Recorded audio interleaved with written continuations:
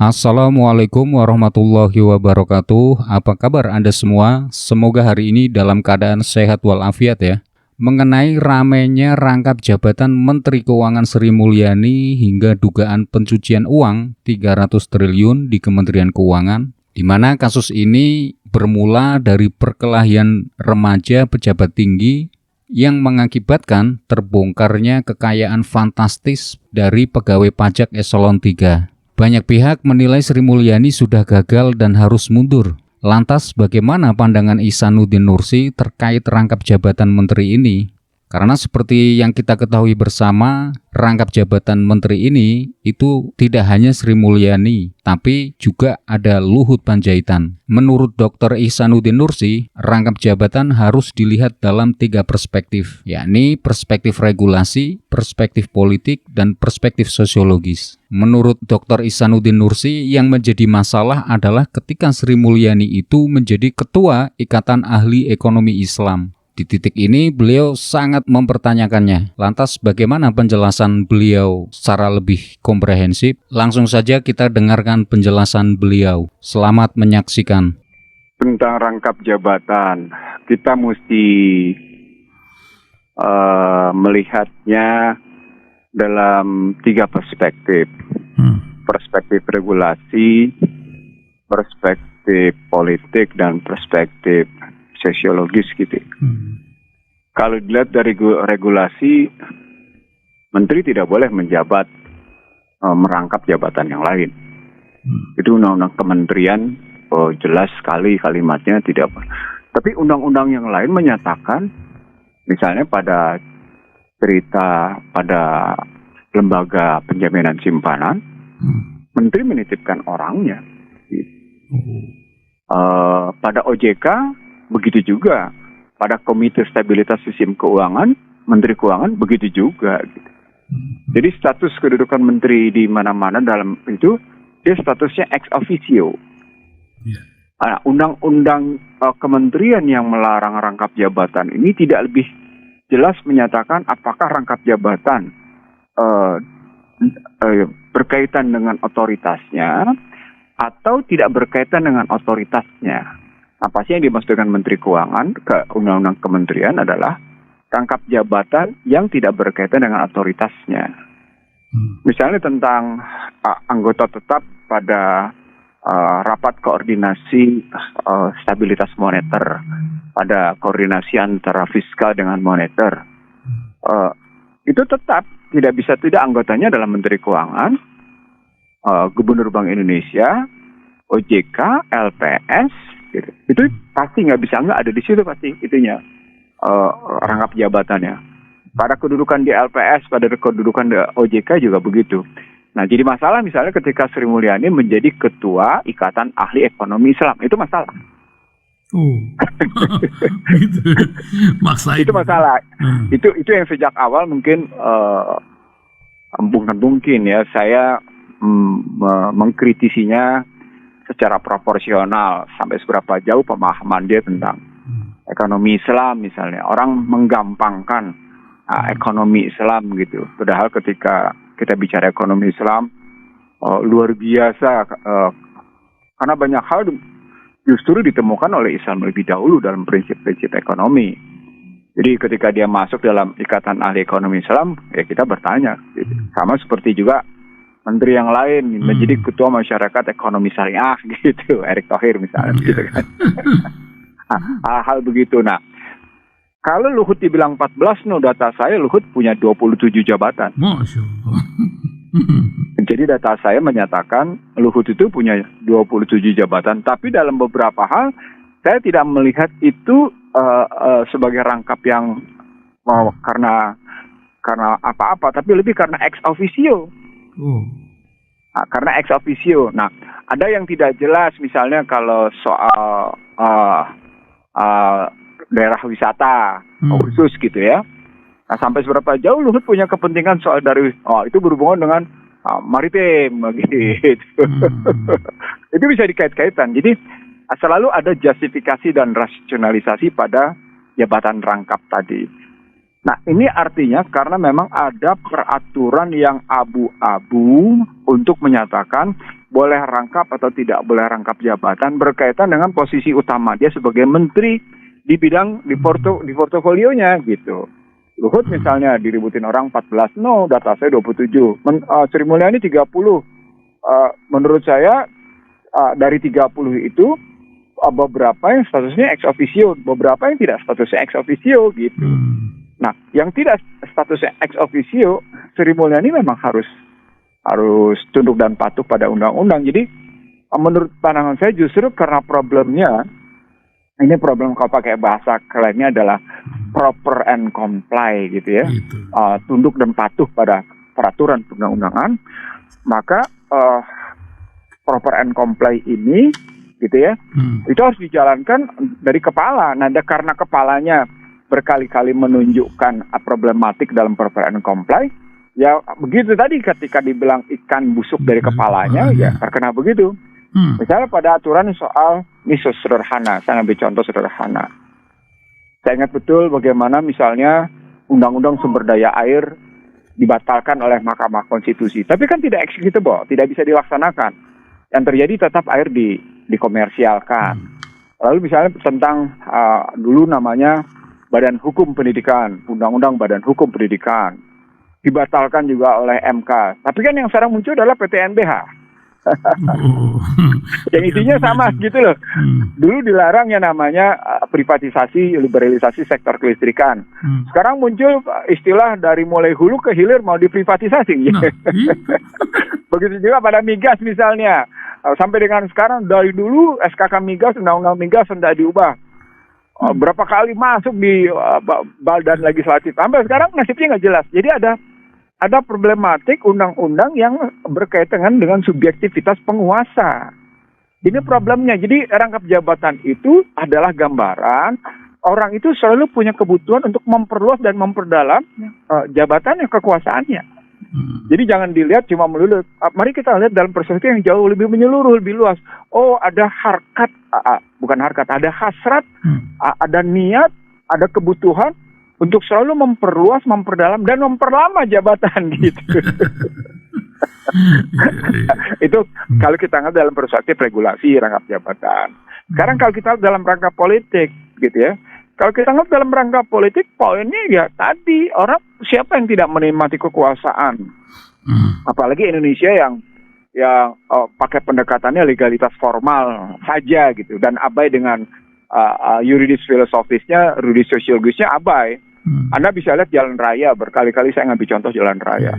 Betapa dahsyatnya yang namanya orang-orang pakai strobo kayak gitu ya. Yang belum tentu dalam rangka kepentingan negara, bisa jadi kepentingan pribadi aja gitu.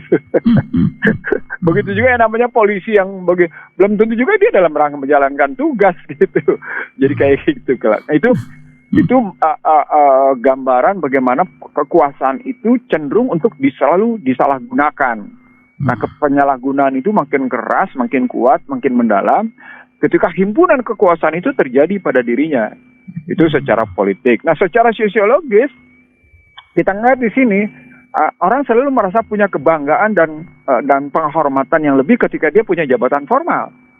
Dia tidak merasa tidak punya apa-apa, tidak merasa dihormati, tidak merasa dihargai kalau tidak punya jabatan formal. Post power syndrome-nya kuat.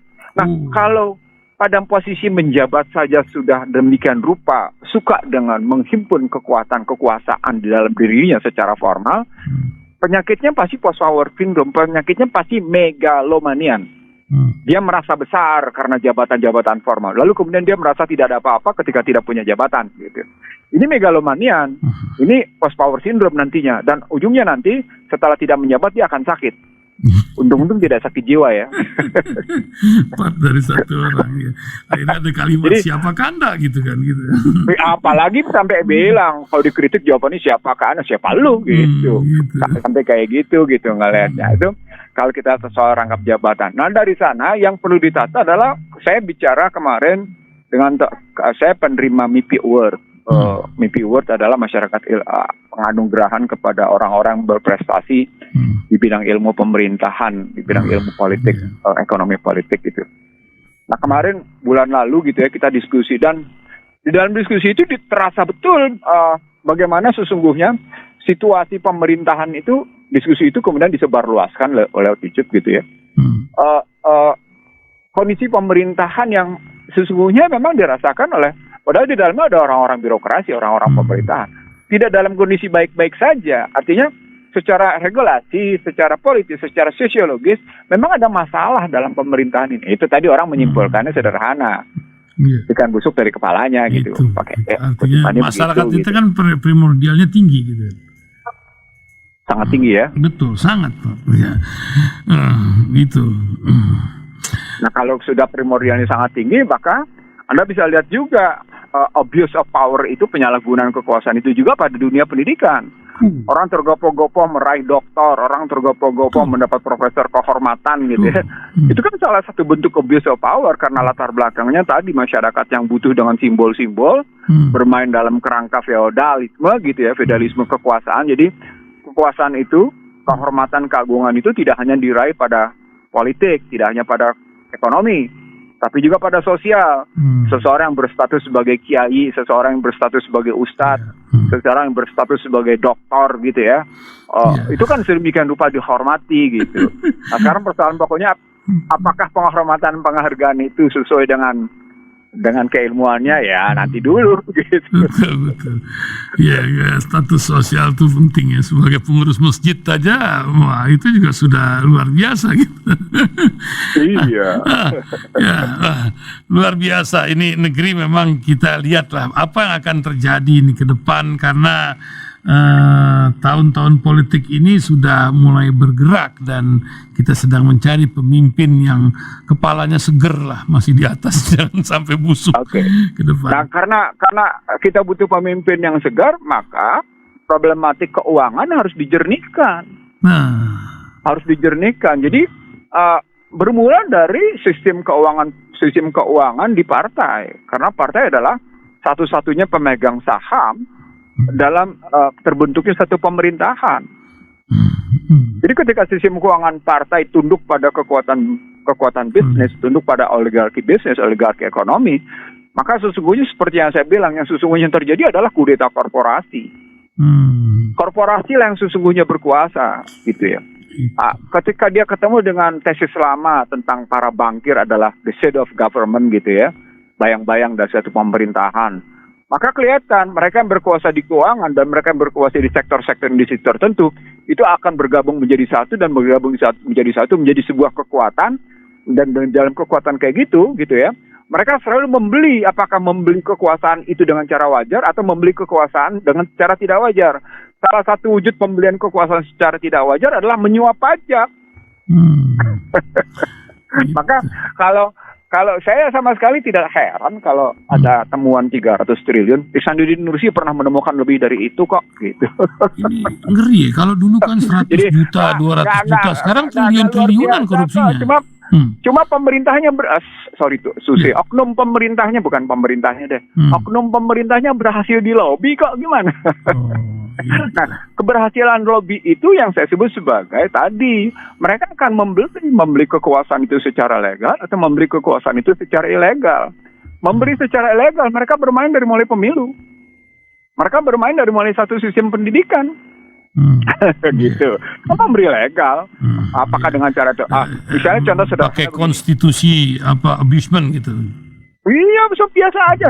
Contoh sederhana begini gitu ya. Bank Dunia memberikan pinjaman ke sebuah negara, lalu ada kemudian success fee kan, success fee itu berapa persen gitu, walaupun tidak gede gitu ya. Bagi Bank Dunia itu bukan gratifikasi, tapi bagi Indonesia itu gratifikasi. Itu isu lama sekali yang sampai sekarang belum tuntas. Lalu orang sekarang Sri Mulyani tidak punya moral, tidak punya etika. Kalau dia bermoral dan punya etika, dia mesti mundur. Ini ukurannya apa ya yang dibangun ya? Memang kental gitu urusan sekarang soal moral, soal etika. Nggak ada urusan soal moral etika kok. Yang penting saya berkuasa. Anda mau apa? Saya berkuasa kok. Kan tadi udah kita bilang. Jadi nggak ada urusan gitu soal begitu tuh. Jadi balik lagi kalau soal 300 triliun, bukan hal baru buat saya. Saya sudah ungkapkan ke publik, satu perusahaan saja bisa bertransaksi untuk sekian tahun, luar biasa gitu.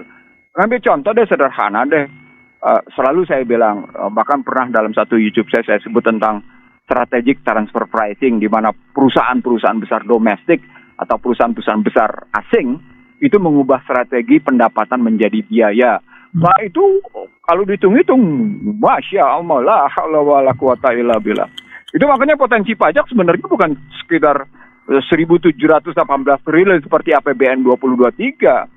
Potensi pajak 2 kali lipat dari itu, sekitar 3.500 triliun. Beres ini negeri. Itu yang sesungguhnya real gitu. Belum lagi potensi kita bisa lihat relasi zakat. sumber daya mestinya.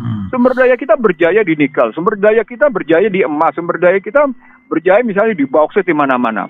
Pertanyaan saya sederhana, Freeport kenapa berani dia membayar denda soal penundaan smelter? Kenapa dia bayar saja penundaan smelter, nggak ada urusan sama dia. Dia nggak akan merugi. Coba lihat laporan keuangan Freeport. Jangan ngelihat Freeport Indonesia, tapi lihat laporan FCX. Annual report FCX 2021 2022. Lihat juga namanya annual reportnya PT Inalum, PT Mine. Dalam konstruksi pemegang saham, sebagian pemegang saham, sebagian pemegang participating interest. Sebagian sebagai pendukung untuk ekuitas modal, sebagian lagi untuk modal kerja. Itu yang diambil dari kemarin dari perusahaan yang itu satu. Jadi kan 2 tuh sumbernya, gitu ya. Itu dilihat laporannya, itu kayak gimana? Walah, soal pajaknya seru tuh. Hanya orang tertentu yang rajin ngeliat ini. Iya enggak, artinya yang saya mau bilang, kalau kita mau detail gitu, mau pekerjaan pemerintah ini menjalankan amanah, menjalankan fatonah, menjalankan sitqah, menjalankan ihsan, menjalankan prinsip-prinsip. Kalau saya pakai bicara tentang soal good governance deh, itu dari sejaknya namanya dulu dicanangkan di era 2004, 2009, 2014, saya bilang itu omdo, itu isapan jempol gitu ya. Nggak usah ngomong kayak gitu deh. Nah, kita mayoritas muslim nih, oke kita pakai prinsip muslim aja deh gitu. Walaupun kenapa mesti pakai prinsip muslim? Karena kan Anda bersumpah jabatan. Demi Allah, Anda akan menegakkan undang-undang, akan menjalankan konstitusi. Kan gitu kalimatnya. Ya udah Anda jalanin itu aja dulu gitu. Gimana caranya? Ya Anda fatonah, ya Anda amanah, ya Anda sidik gitu. Anda ihsan gitu. Gitu.